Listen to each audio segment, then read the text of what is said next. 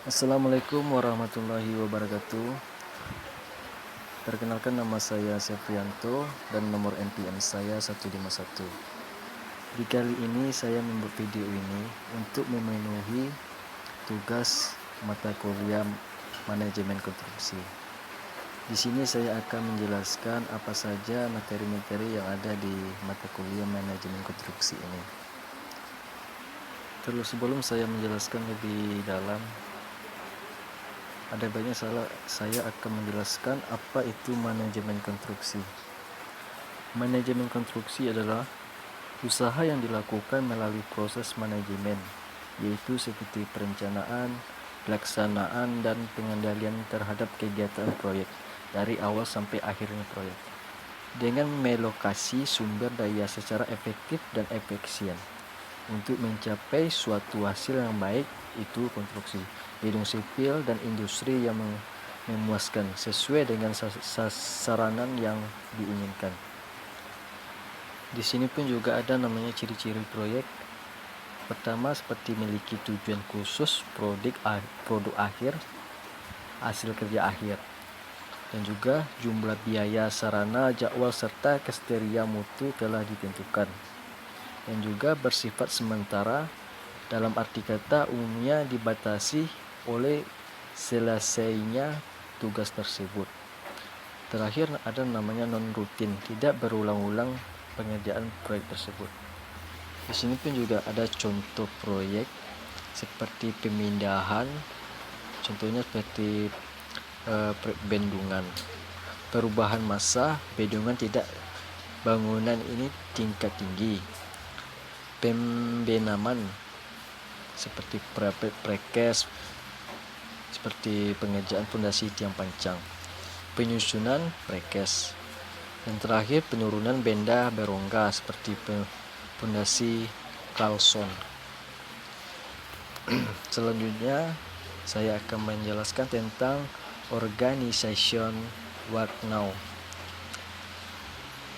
Terus di sini di dalam organization work now ini ada terdiri berbagai macam seperti authority, responsibility, accountability, dan kepercayaan.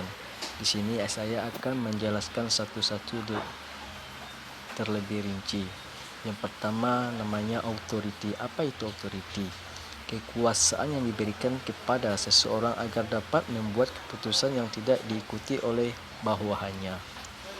Seterusnya seperti responsibility, yaitu kewajiban dari seseorang dalam organisasi agar dapat efektif dalam melaksanakan tugasnya.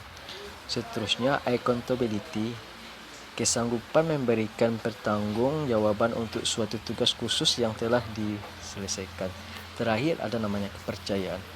Kepercayaan itu tidak asing lagi di telinga kita semua. Kepercayaan itu seperti kepercayaan adalah kunci keberhasilan dari suatu organisasi. Seterusnya saya akan menjelaskan sistem organisasi. Merupakan organisasi atau individu yang baik internal maupun eksternal yang akan berperan mempengaruhi proyek. Penyebab timbulnya proyek. Di sini saya akan menjelaskan penyebab timbulnya proyek. Yang pertama dari pemerintah. Yang kedua hasil penelitian dan pengembangan. Seterusnya pemerintahan pasar dan juga kebutuhan organisasi. Yang terakhir tawaran dana. Di sini saya akan menjelaskan macam-macam proyek yang ada dilakukan di Indonesia atau dimanapun ya.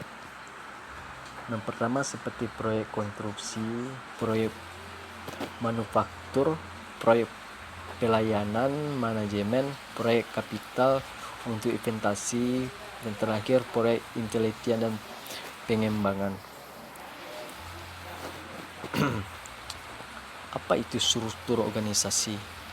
Struktur organisasi adalah kumpulan orang yang dikoordinasikan aktivitasnya agar tercapai tujuan organisasi tersebut. Fungsi koordinasi ini untuk melakukan komunikasi yang terbuka, luas, dan terpadu, dan juga pemahaman mengenai penghubungan dan pengaturan antara sesama. Di sini juga saya akan menjelaskan jenis-jenis struktur organisasi. Yang pertama seperti struktur tradisional, struktur fungsional, struktur produk, dan terakhir seperti struktur matrik. Di dunia konstruksi seperti di dalam proyek banyak menggunakan seperti struktur tradisional. Seterusnya saya akan menjelaskan sistem dan gaya kepemimpinan pada proyek konstruksi. Yang pertama seperti sistem kepemimpinannya, manajemen tradisional, manajemen karismatik, dan manajemen fungsioner. Dan juga komunikasi menurut perilaku, komunikasi formal, dan komunikasi informal. Selanjutnya seperti jenis-jenis komunikasi.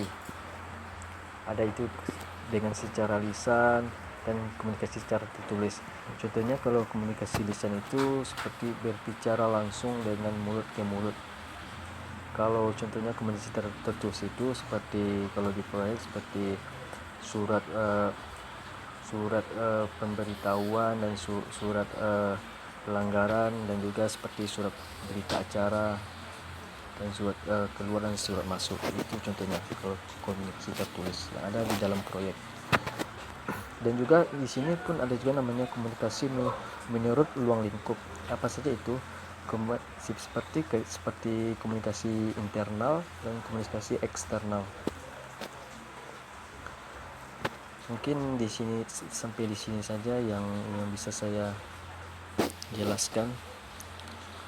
Mungkin kalau ada penjelasannya yang kurang jelas, mungkin saya jelaskan di video selanjutnya. Saya atas nama Septrianto, saya mengucapkan terima kasih banyak. Assalamualaikum warahmatullahi wabarakatuh.